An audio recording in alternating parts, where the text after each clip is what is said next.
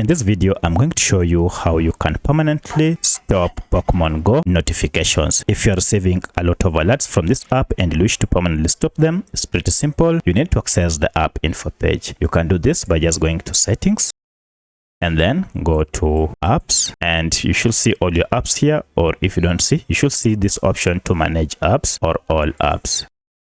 This will list all the apps you have on your smartphone. Using the search bar, just search for your app by name, and now if you tap on it, you can see we have Pokemon Go app info page. At this point, go to permissions section, and under it, look for notifications. You can see notifications are turned to yes, and if you open, you will see so many types of notifications that are enabled on your game app. To disable them, just toggle off show notification, and once this is disabled, now you'll never again receive alerts from this Pokemon Go app. So that's how you can permanently disable Pokemon Go notifications. If you have any other question, kindly let me know in the comment section. Otherwise, let's meet in the next video.